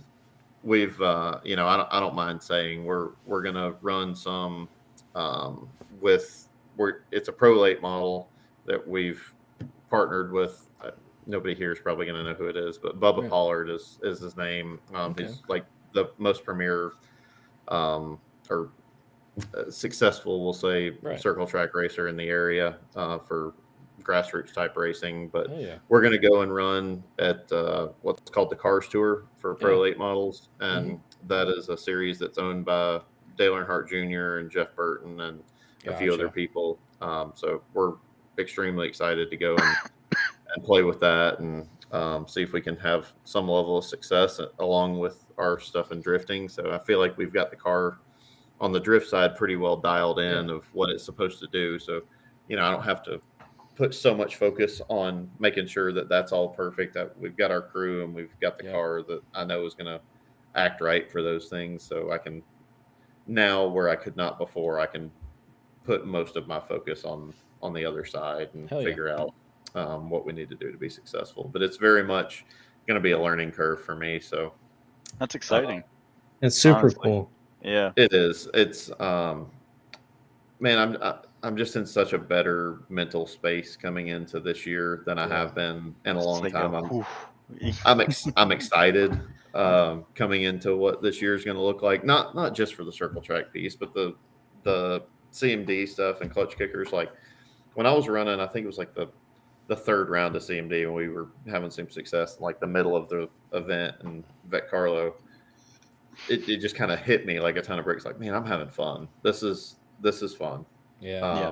And it was, there's not a ton of fans in the stands right now. I hope that there will be this year. There's a lot of people that come out and watch those events because the battles are really good and it's a ton of fun. But it was just low pressure and having a riot in a car that, didn't make a ton of power at the time and just out there banging doors with, a bunch of people that, y'all would recognize, like, Jonathan Nairn and those guys too. I grew up doing Pro-Am with and all that is a ton of fun.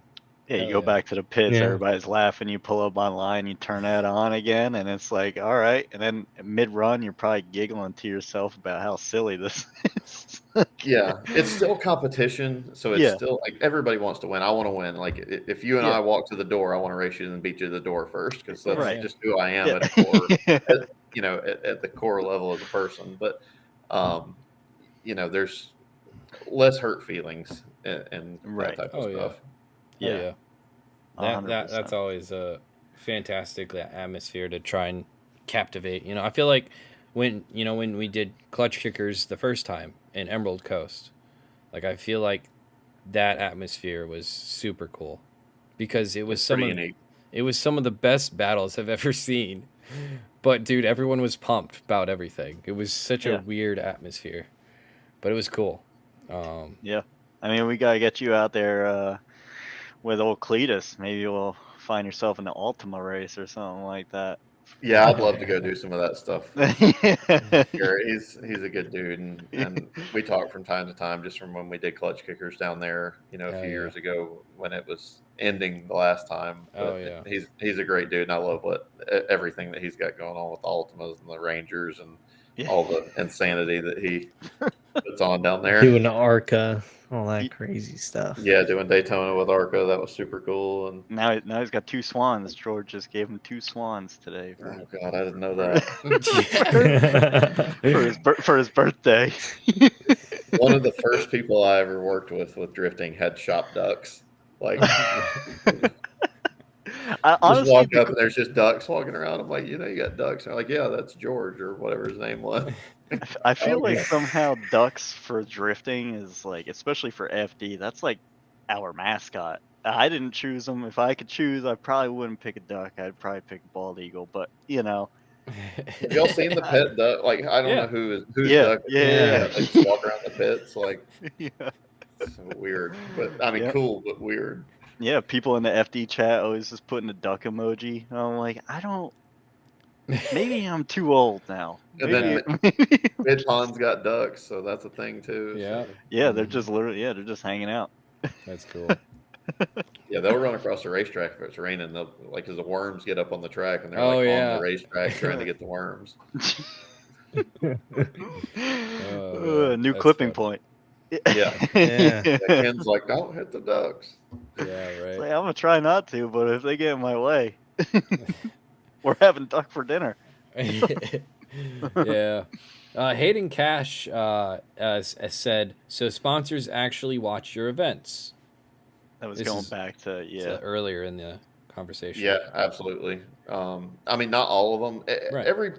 Every partner wants something different out of the relationship, right? Yeah. You're going to have some partners that all they care about is, what the social media following is, and Yeah. whatever you put out on your social stuff is the most important thing about that partnership. And there's other ones that are activation at the racetrack, and they want to gather information about the audience that's at that particular event and be able to promote to those particular people. And then there's other ones that just want the media from it so that they can put Yeah. it on their flyers, whether it's the photos or the video or whatever, the stuff that's in the background behind you, like, to be able to put in their ads and things like that. And some of them do care about the on track results. And, Right. especially when you get into the partners with the parts on the car, they want to Yeah. see that the parts are able to help that team be successful. Yeah. Even though the one that Yeah. I was referring to didn't have anything to do with Right. Yeah. parts. But, yeah, I mean, absolutely, they care about what's going on Mhm. the track. Hell yeah. Yeah. Damn. Mike Emerson said, look, or no, sorry, chat moved. Dang it. Good job. I already lost Why it. are the dudes on Taylor's crew so dang handsome? Were you Yeah. looking at that one? Yeah, yeah, yeah. Yeah, well, he's saying that because he was one of the guys in my crew. Yeah, he was absolutely a key coming on to have the level of step up in the program that we had from 23 to 24, and he's going to come on and help us with some of our other stuff that we've got going on, both in the drifting and the circle track side of things. And his daughter Hannah is going to be, I think, making some competition debut stuff with her 350Z. So we're excited to see how she's going to do. Hell yeah. It, Hell yeah. I think clutch kickers and probably some other competitions too. Hell yeah. Gotcha. She drifted for the first time at our drift school. Wow, that's really cool. So Yeah, it's come a long way. Yeah, you want a quick hit like the drift school? Like we've had, I feel like we've had a couple people here that have Yeah, we that had do- Reese, Chris, Dustin Miles. and then Yeah. yeah. Yeah, so like kind of like give me just your quick, couple minutes on like your experience like doing the drift school. Did you have cars to rent? Yep. Oh, Yeah, we've wow. had cars to rent. So we've had all the Z platform, G's Yeah. and Z's. Mhm. I've done Mustangs, I've done BMWs. Again, kind of tip from somebody who's owned and done a lot in drifting. Yeah. If you have $10,000 or less to spend on a car, it's a Z. Okay. It is. Yeah. It is 100% a Z. The Yeah. trumpet sounds stupid. I don't like them. As someone that owns 3 of them, they sound horrible. I don't care. It is the most reliable drift car in its stock form that there Yeah. is. and that's why we chose to do what we did. Chelsea won't like it, but the BMWs are terrible. Hot take. That Yeah. is a hot take. We have never heard any actual, like, I don't want to say hatred, but just disliking of. You can that. make them good. I mean, they're like, you can absolutely make a BMW a great drift car. I mean, there's a ton of them in pro that are being successful, but in their basic form, you couldn't give me one. I hate them. Just no level of success with those with the school. They break, they get hot, I mean, there was one point where we broke a motor mount in one of them and had to ratchet strap the engine to the subframe because it was, going up and down and like dented the hood from the bottom out. It was moving so much. And maybe that's just my experience with the BMW, but just it needed a hood cowl. That's all it needed. It just needed that cowl on there. It's got that's big right. old motor in there. We've done two different forms of it, basically, and it's like beginner's form where anybody can come and either bring their own car or rent one of ours. And I'm a big proponent of, it's building blocks, and I think everybody is to some degree, but I have a very specific format that I do to get people from step A to B to C, and it's proved successful. I think I can only count maybe 2 people that I can think of offhand that didn't have the light bulb click at some point throughout the day in the class of understanding the weight transfer and when to get on and off throttle and all that. And there's a lot of people that have come that didn't even know how to drive a manual transmission when they showed up to the class. So, I mean, you went against him in Pro 2, AJ Muss. I mean, when that dude started, he didn't even know what a clutch kick was. Yeah. And it's like, holy cow, dude, what? Like, you didn't ride a dirt bike or anything? It's crazy. And my favorite version of the school is when we do battle class. So it's basically just however many cars we come up, we run a battle. Like, typically we'll have a judge in what used to be the treehouse. He cut it down now, but we'd have somebody up in the trees as a judge, and then somebody down on the ground kind of relaying information and coaching them. But we'd do mock battles and judge it, and we'd have a winner. And when there's 20 cars show up, they might get to battle 15 times in a day, as opposed to where if you go and run Pro-Am or clutch kickers or CMD, like, if you don't know what you're doing and don't do well, you are going to go up there and practice and do one battle and go home. And this really gave a big opportunity to learn for the people that were aspiring to go and compete. And that's been my favorite part of Drift University for sure. Hell yeah. So, wow, that's really cool. The battle classes is not something that I know, like Reese has done some tandem classes, but actual like battle classes is really interesting. Is there like your brain going, everything like that? Yeah, there's something on the line. It's just a sticker at the end of the day that you're going to get for winning that particular battle, but somebody's going to win, somebody's going to lose. Right. Yeah. So I would think that would help the mental side a lot, because I feel like that's one of the hardest parts of drifting is the mental side. Yeah, it helps you settle in, because I mean, okay, so you lost your first 3 or whatever. It's like, okay, well, I know what losing's like, and now I can kind of settle down. And sometimes the other person just spins or whatever, because most of the time it's people that are newer. But man, it's cool seeing again people progress. Mm-hmm. It's really neat. Because you have to you at that point you're kind of pushing them. It's like, all right, so like try and hit that zone. Without because like. I can imagine, like, when you're talking about it, like, are you trying to? So, like, what's the biggest priority for you? Is it the 100-point lead run, or is it compromising on a chase, but to stay close, but making it look good, kind of like, or is it a little bit of both and everything on that end?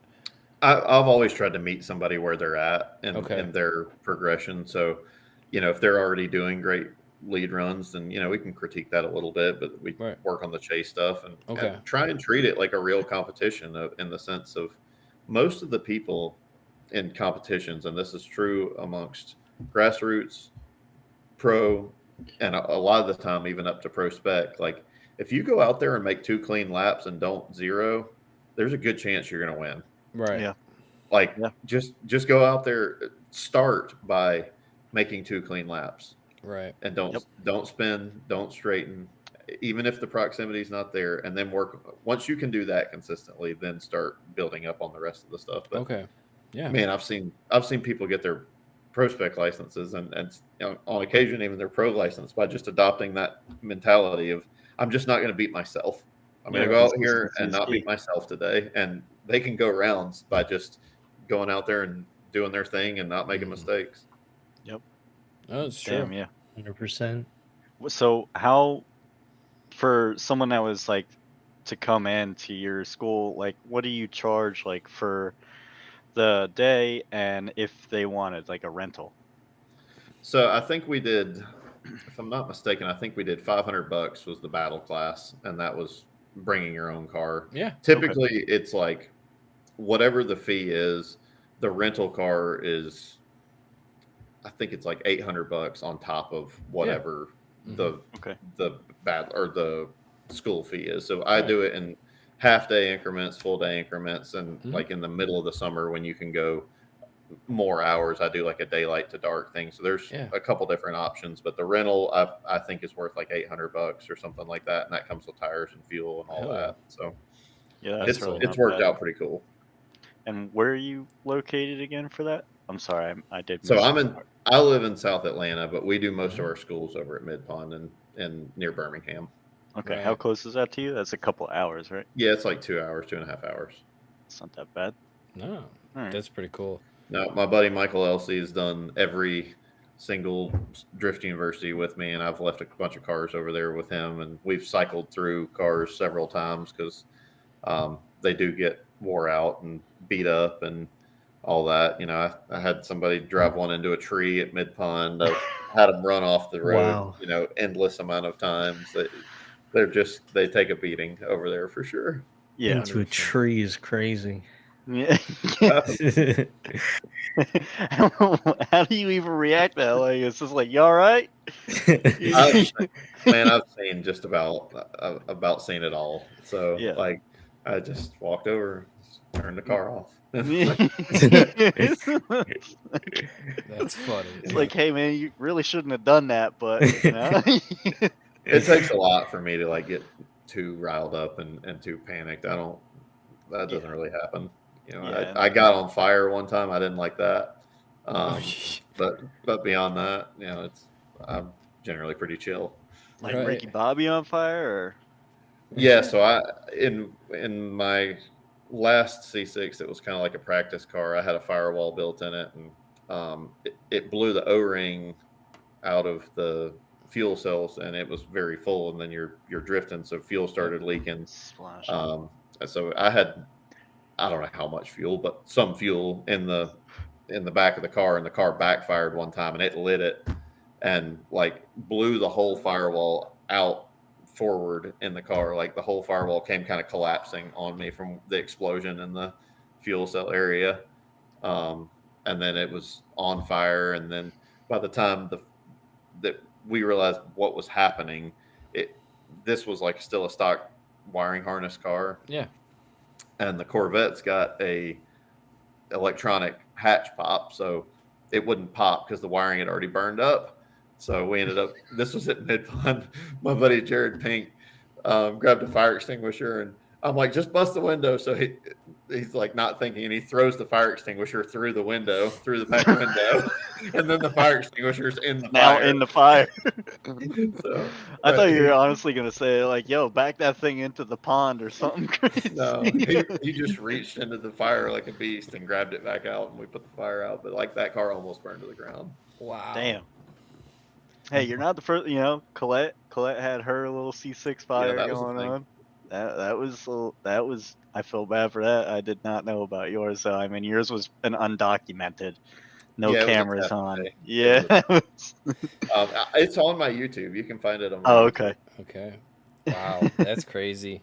Like, that's funny. But you are, like you said, you're in Atlanta though, and I just feel like that place is like popping. I feel like we've had like 4 or 5 people on from Atlanta now, like Novak and Dustin and a lot of those guys. It's like Brandon, it's got to be pretty. right here. Yeah, I mean, it's got to be pretty cool to be drifting in that area. Yeah, it's got a good drift scene for sure. We've lost a lot of tracks over the years. Really? Yeah. But it's still going strong. Like the Lanier thing is cool. We still get to go down to Cordele sometimes, and Mid Pond's not far, and the stuff that happens up in Tennessee. But there's a lot of people that are into drifting in the Lanier area. We had a couple questions about Sonoya. Yep. Are they doing any drift stuff there? Not yet, but Okay. so the people I was telling you about, Bubba Pollard, they actually own that racetrack also. So he's, I would say, loosely into it and loosely into the idea of paving some area over there to play around. And Nice. I think there's a possibility that might happen at some point. There's definitely been a little bit of an influx of like NASCAR, F1, all these other like road race guys that are like, they probably get their spin out there in the track and are like, shit, man, I saved that. That was pretty fun. It's like, that's a sport. We should do that for fun. Yeah, so that would be cool. I mean, how close is that course to you? Or, well, the track? I could probably drive my race car there and not get pulled over. That's sick. Yeah, that would be awesome. So, Bubba, if you do that would be great. That's cool. It'd be like E-Town to some of us. But, right. Yeah. Let's see what else we got. Oh, do you have a sim? Hayden had asked. Yes, I've recently gotten one. I don't have like a Seto on it, but I've got some good friends that will help. I am not a tech guy like at all. That may come as a surprise to people, but I'm not great at setting all that up. I have done iRacing for years. Okay.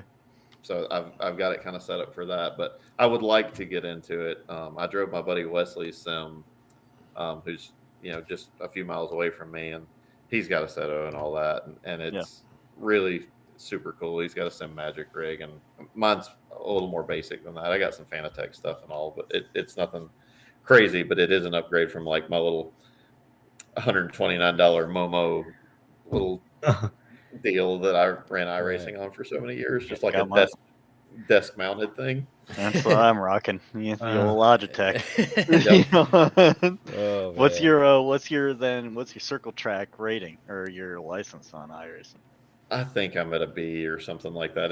It's been a couple weeks since I've logged on there, so they may have demoted me. I don't know, but I think it is. That is a tough one.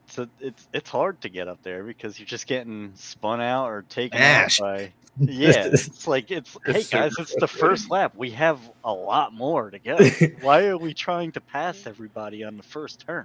And it's so easy to want to retaliate on there, and that only compounds the problem. Yeah, it's like, I have 0 incidents, and it's 11.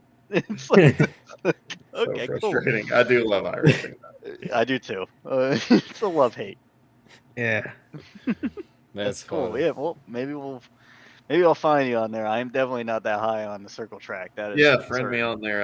I'm on there somewhat frequently. I'm about to be on there like real frequently because the circle track stuff is a way different like physical exertion type situation. So I'm gonna go over to Wesley's house and put all my gear on and turn the heat up on in his upstairs and put my helmet on and see if I can sweat this thing out and start getting some experience. Genuinely, even on my crappy setup, like circle track stuff, like for a long duration, my foot genuinely starts to hurt from just being on the fucking throttle for so long.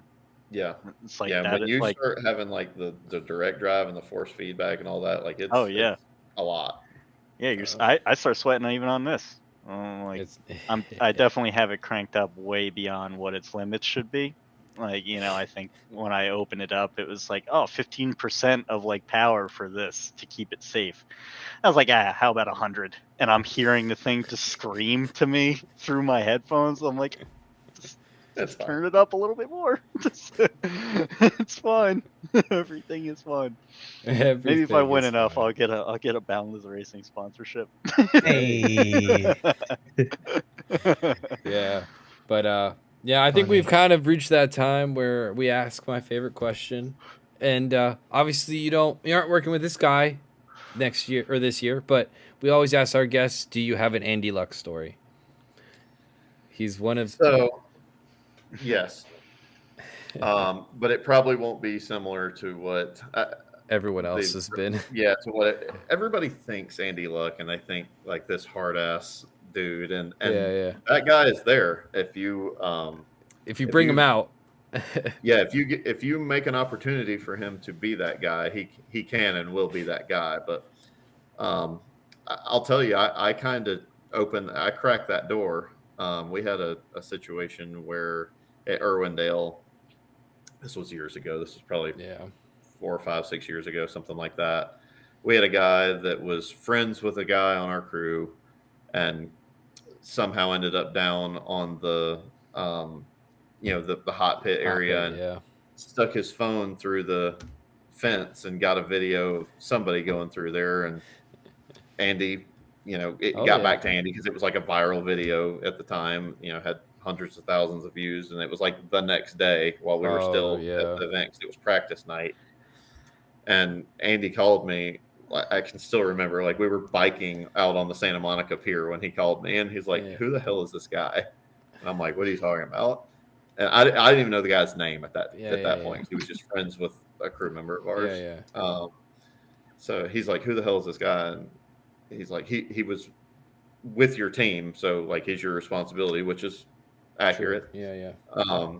So I'm asking around, and one of my guys was like, "Oh yeah, that was the guy. He was here, and he didn't go down with us, but he just went down, and maybe the security was a little lax or whatever the case." But Andy called us into the office there in Irwindale at like the where we do our drivers meetings and all that stuff. And we sat down, and he went through all this, and he's like, "I could suspend you, I could fine you, I could do all these things with you having broken these rules, with you having an associate of your team come in and do this, but I'm not going to. I'm going to give you a warning, and I expect this guy to not be on the property anymore this season." So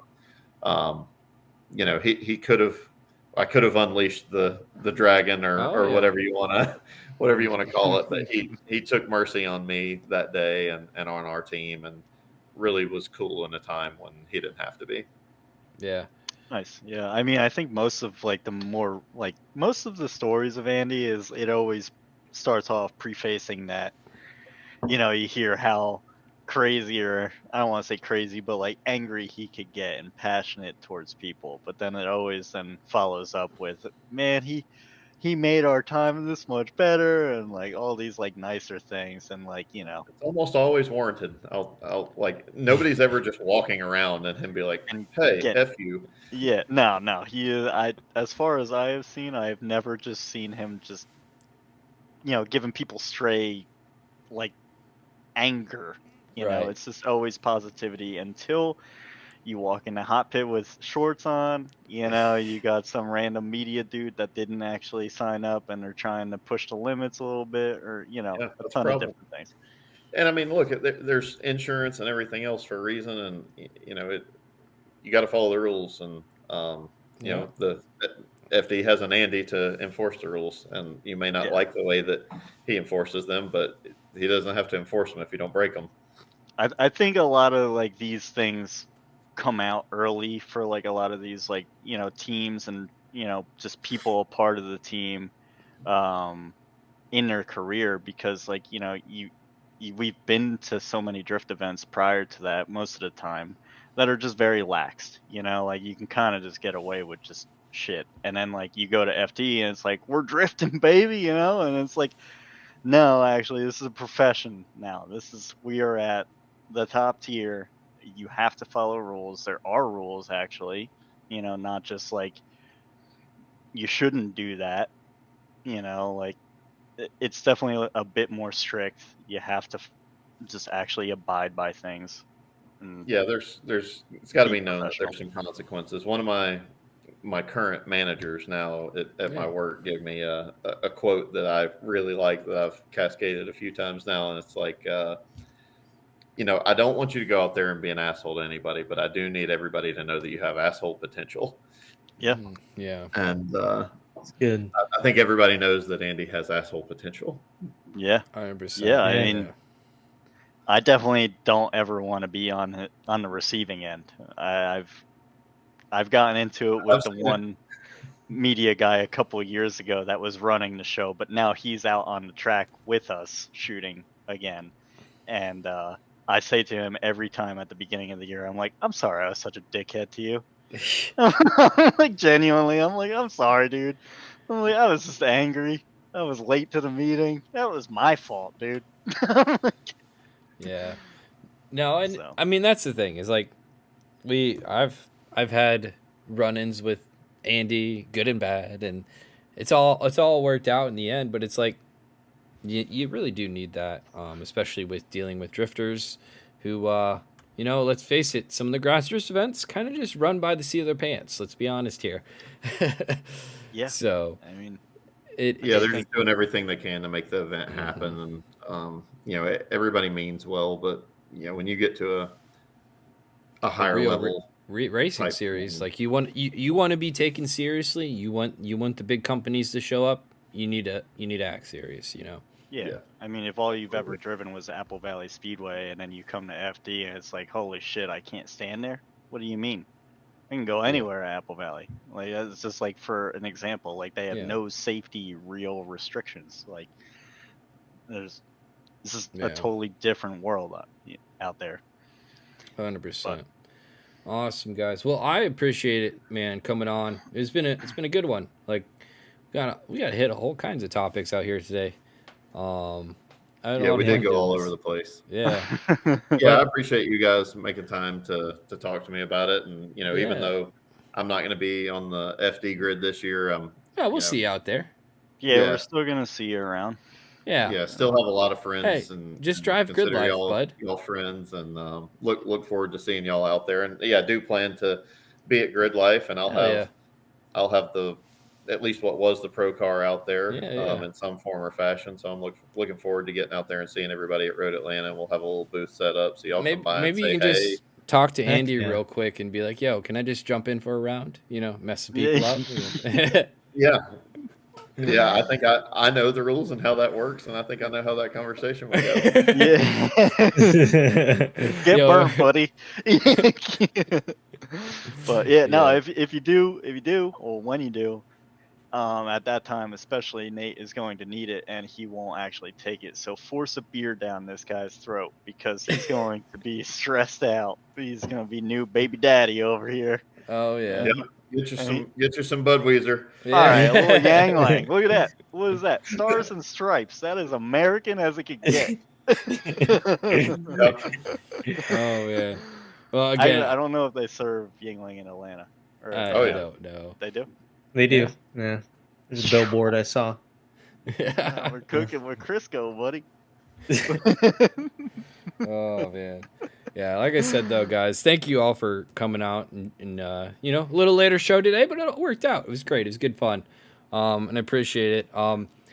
Taylor, why don't you give the crowd a quick where they can find you and what should they expect to see when they do go find you? Yeah, so obviously the Facebook, the Instagram, all that stuff is at Taylor Hull and at Taylor Hull 82. The YouTube, same thing. Just search Taylor Hull, you'll find me. Yep. And you can expect to see a lot more motorsports content, and that will cover a lot of different facets, whether it's drifting or circle track stuff or cannonball stuff. Might do some old car revivals and things like that, but just all things motorsports and car related is going to be more. And I have a bigger commitment to myself to do better about the YouTube stuff this year. So I'm trying to build a better brand and better document everything that I'm doing. So you also have cool stuff that you filmed in the past too, like Asphalt Anarchy and all that kind of stuff. And so you've had a lot of fun on YouTube too. Yeah, and we're gonna do more of that, and I'm excited to do it. And a lot of unique and different stuff, and you'll be able to know which cars are mine out there, and the personality of all of that will shine through. And I'm looking forward to all of the people that love us cheer loud, the people that hate us cheer loud. Just looking forward to all that engagement. Hell yeah, dude. Well, all right, Herbie, Brandon, anything going on with you guys? I got another comp coming up right before LZ Day. Brandon's is what this Oh, weekend? Z-Day. Yeah, I got VDC Virtual Drift Championship this weekend. Driving my new car, got an E92. Big, a lot bigger than a GT86. Drives a lot So they better, won't but break it's a down. lot bigger. It'll probably explode. No, I'm joking. Yeah. That's the best way to have a BMW is in a video game. Yeah, exactly. No good idea. You know, the multi-link doesn't feel like poop in the video game, so it's good. You know, it's not You could- horrible. Yeah. You could probably lie a little bit in the physics too. I mean, yeah, That's true. I don't know too much of it, but yeah, it's a lot easier to set up than real life multi-link. So That's true. But yeah, so some fun times for you guys this weekend. You will be at LZ World Tour. Is that this weekend? No, that's That at was the kind of the end of the month. That's right. That's what I thought. Yeah, I sent my application in. We'll see if I get approved, but regardless, I'll be there and I'll have my vest on and I'll be on the track. So, Hell yeah, bro. so LZ, if you do hear this, I'm sorry, buddy. That's my home track. I'm gonna be on the track. Yeah, I'm sure everything will work out. But again, thank you everyone for watching. We actually have 2 guests on Thursday. We have the Hansons, both Rudy and Shelly. So that'll be an interesting one. I think that's the first husband-wife combo in FD. If I would, it has to be, right? Has to be. It has to be the first husband-wife sure. combo, which, you know, they're a wild combo, so let's just say that. But that should be a fun conversation, that's for sure. Yeah, I'm curious what they got to say a little bit here, so we will find out on Thursday. But Mr. Taylor, it was genuinely a pleasure learn more about what you got going on. Yeah, thank y'all for having me, and thank y'all for what you do. I mean, this is a cool platform to give for all the people within the industry, whether it's drivers or team owners or other media people or whatever. It's needed, and it's probably goes thankless more than it should. Yeah. But appreciate